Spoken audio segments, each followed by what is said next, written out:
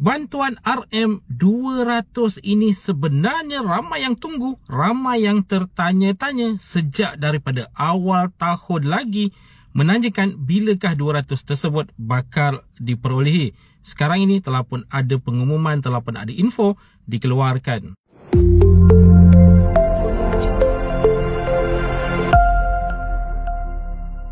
Assalamualaikum, salam sejahtera. Jumpa lagi di channel Herwan Nabi. Okay guys, pada mereka yang belum lagi subscribe ke channel ini, jangan lupa tekan pada butang subscribe, tekan juga pada butang loceng. Thank you guys. Bantuan yang satu ini sebenarnya seperti yang diperkatakan di awal video, ramai yang ternanti-nantikan, terutama sekali golongan yang menerima bantuan RM200 ini hanya menerima bantuan ini, tidak layak juga untuk bantuan lain sebagai contohnya sumbangan tunai ramah dan sebagainya. Jadi 200 ini sangat-sangat dinantikan oleh pihak penerimanya. Apakah RM200 bantuan yang diperkatakan ini? Okay, bantuan yang diperkatakan ini adalah e-tunai belia rahmah, di mana 200 tersebut bukannya diberikan secara tunai tetapi bakal ataupun boleh dituntut ke dalam e-wallet aplikasi-aplikasi tertentu seperti GrabPay, Boost dan sebagainya, yang mana penerima-penerimanya bakal ataupun boleh memanfaatkan 200 tersebut untuk pembelian-pembelian tertentu secara dalam talian maupun offline di kedai-kedai yang menerima aplikasi tersebut. Jadi sebelum ini pelbagai spekulasi telah pun keluar, ada yang mengatakan bulan 2, ada yang mengatakan bulan 3, bulan 4 dan bulan-bulan yang seterusnya, sehinggalah baru-baru ini setelah ditanya terus kepada Perdana Menteri yang juga merangkap Menteri Kewangan, Datuk Seri Anwar Ibrahim, beliau telah pun membuat pengumuman, telah pun memberitahu bahawa pembayaran ataupun e-tunai belia rahmah ini boleh mula dituntut bermula daripada bulan Jun 2023. Tapi seperkara yang harus diingatkan, tuntutan untuk tarikh tepatnya belum lagi diketahui dengan jelas. Cuma yang pasti sekarang ini adalah pada bulan Jun 2023, bulan harapan. Cuma tarikhnya itu, tarikh mula tuntutan masih lagi belum diumumkan oleh Kementerian Kewangan, oleh Menteri Kewangan, Perdana Menteri dan sebagainya. Jadi sama-sama kita nantikan bilakah tarikh boleh mula tuntut untuk e-tunai belia rahmah ini. Dan kepada mereka yang masih lagi tertanya-tanya berkaitan dengan kelayakan, okey, tak semua orang menerima bantuan ini, hanya segelintir pihak sahaja.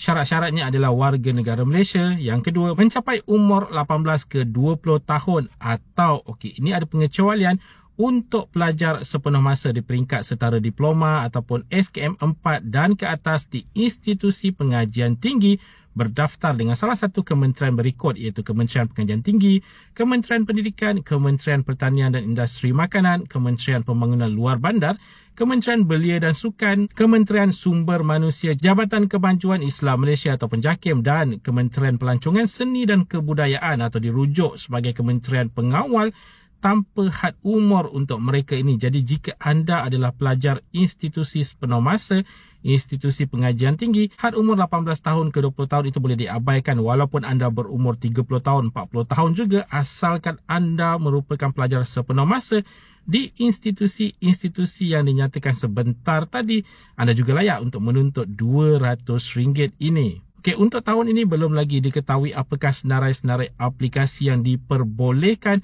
untuk menuntut e-belia RM200 ini. Sama-sama kita nantikan untuk ini juga, kerana sebelum ini sebagai contohnya kita ada di GrabPay, di Boost dan ada juga di Touch 'n Go Pay dan sebagainya untuk tuntutan-tuntutan tersebut. Dan seperkara lagi untuk tahun lepas, penggunaannya hanyalah secara offline, di mana anda perlu membuat pembelian di kaunter di kedai-kedai terpilih yang menerima pembayaran secara e-wallet ini. Tiada pembelian secara dalam talian sebelum ini dibenarkan. Jadi itu antara perkara-perkara yang sekarang ini masih lagi belum diketahui dengan jelas sama ada sama ataupun tidak sama dengan 2022 sebelum ini. Cuma sekarang ini apa yang sudah pasti adalah pada bulan Jun 2023. Jadi tiada lagi spekulasi berkaitan dengan tarikh bilakah pembayaran bakal dilakukan. Cuma seperkara yang harus diingatkan seperti yang diberitahu sebentar tadi, tarikh sebenar pembayaran ataupun tarikh sebenar boleh klaim itu masih lagi belum diketahui dengan jelas, belum lagi diumumkan oleh pihak-pihak yang berkepentingan. Jadi RM200 ini sama-sama kita nantikan bilakah nanti boleh mula klaim. Okay guys, itu dia tadi sedikit sebanyak perkongsian di dalam video pada kali ini. Jika anda ada sebarang komen, sebarang pertanyaan, anda boleh tinggalkan di ruangan komen di bawah. Dan kepada mereka yang belum lagi subscribe ke channel ini, jangan lupa tekan pada butang subscribe, tekan juga pada butang loceng. InsyaAllah kita berjumpa lagi di video yang akan datang. Stay safe, stay healthy. Assalamualaikum.